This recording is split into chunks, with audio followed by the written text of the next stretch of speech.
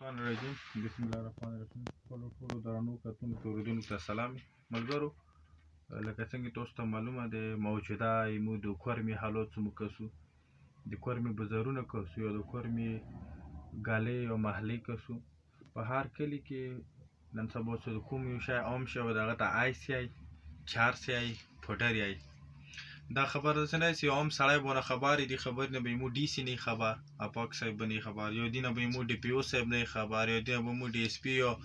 پی او چې څومره یې سچو دي دا بونه نه خبر یو دین علاوه چې کومه هم سرکاري محکمې دي دا بونه نه خبر ټولو نه خبر دي سره په علاقې کې په بازارونو کې په دکانونو کې په کلو کې چارس آیس پوډر د عام داسې شی شوی دی لکه خلک یو دوکانه کې ژوله خلي یا چاکلیټ خلي یا بل رقم. بدقسمتي د مو دا دی چې موږ څومره هم انتظام دی بشمول پولیس د شي دوپاره عمر سنجیدګي نه خلي چې څومره خستل پکوري. نن چې موږ کوم کالو والا سره نوستم دې دا دویم بچایو څه ناشي کې دینه څو ورځې مخکې دی بچایو صندوق پلار غریب په خپله موتر وکړلو چې دا بچار ته علاج دوپاره چې ته بوځئ ما خو بچا دی ما اولاد دی د ښځو زنځیرونو کې چې تړلی مه دی دا خو ما ته ښه نه شي لیدی دي وړو وړو بچي دي دي کور والا دی نه د هغه بچا چې کوم هغه مو علاج لپاره پېښور ته روان کړ ما ته یې ویلو لیار کې چې پټونه مو بل بچا دی چې هغه اوس تازه چار شروع کړي دي هغه دوپاره به څه ترتیب کړو مو هغه چېرته دی هغه مو څه ګوله ودرولو هغه څه زه ولولو هغه وتښتېدلو ما ورته ویل چلو دا به ورسو وخت سره به دا هم به علاج دپاره بوځو اول مو دوره د سرکاري محکمو ټولو ته یو چې تاسو تنخوا د څه شي خلو تو دومره چیک پوسټونه جوړ کړي دي چې اول دغې سادې ته رانوځي کومه طرفه راځي لاسه ته چیک پوسټه به ته مطلع کرس کوې دو پولیس چولو څه مطلب یو د دومره واردیانو دوره توپکې مو یو بل ته ورچولي دي دا قسمه دغو څه مطلب چې مو په بازار کې مو په هوټل کې مو په دوکان کې چارج عام شای دي اپین پټر عام شاده ملويږي اسی عام کاس یو غریب کاس ته مطلب دا دی څنګه د مزدوري لغه نه دغه بچی ته عام بازار کې هغه ته ایس ملویدل شي نه زه دایم څنګه کاس ته یو هغه کوم ډیلر ته یو کوم خرڅون کې دغه ته به پولیس نشي ورسېدلای یو عام پوډری څنګه ټوله دنیا په انسه دا پوډری دی هغه ته د خوراک مشکل شتو وي هغه ته د ایس یو د 400 ملویدل هغه ته مشکل نه نو به د کاس ته عام کاس رسیدل شي پوډر خستلی شي آیسو ته ملویدلی شي چارسو ته ملویدلی شي دې ته یې موږ پولیس د کوم مثالي پولیس دی دا نشي رسېدلی دې ته چې موږ دلته کوم لوړ کوم ایسي ناست کوم ډیس ناست د کروړو ګوړو کې کیني د لاکو نه کروړو ګوړو کې کیني څلور پنځه خدي پسې ګاډي دې ته مشکله بلې چې شي دی دا خدي دپاره راغلي چې مو مشکلې حل کړي ایمو مشکلات آسان کی زه نه پوهېږم دا دلته خپله عشایش دوپاره دلته راغلي دا خو موږ علاقې دوپاره فکرمند مو نه لرو چې څومره دلته ټي سي دی دلته څومره پولیس ډپارټمنټ دی د دې شی کمول پکار دی بل دلته سوشل ویلفیر په نامې باندې یو ډپارټمنټ شته دی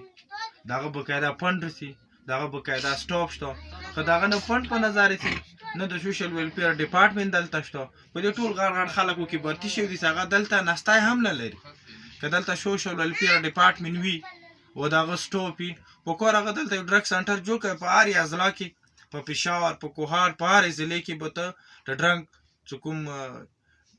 خلکو کې نول هغو دپاره یو سنټر وي د علاج لپاره په دغه کورمې کې یو سرکاري متخصص ځای راټاکي چې هغه کې سرکار وایي سره موږ د لیوانیانو خدمات کوو یا د کوم ډرګس کوم څه نشي منشیاتو کې مبتلا خلک د هغوی علاج کوو دې حوالې سره ښه هېڅ پروګرام نشته دی دلته خو بس ډي سي دی ناست کله یو سره پروګرام کې کینی کله بل سره کینی پروګرام کې او خپله یې سره څه منډیټ شته نه چې زه به کورمې ته څه کوم نو دا مو حکومت ته اپیل کوو وزیر اعلی خیبر پښتونخوا ته کوو آی جي کوم پولیس یې اخته کوو نور ته کوو سره د غریبانو او د مو خلکو په ژوند باندې رحم وکړو دا کوم خلک که آیس خرڅوي و که چیرې دو ته اجازات وي که چیرې دونې ولل تاسو ته مشکل وي که چیرې دوغ مو خرڅول نه تاسو نه خبره یو که چیرې تاسو ته دا مشکل یې سره د آیس د اسمانه راچورېږي دلته مو په بازار کې نه ملیږو بیا هېڅ خبره یې تاسو نه ګیله نه کوو خو که چیرې د تا په بازار کې تا په پولیس تانې سره نږدې خرڅېږي دې مطلب دا چې ته ټولو شیانو نه خبر یې خو ته د کوې نه دا وخت دا نن یو خندان دی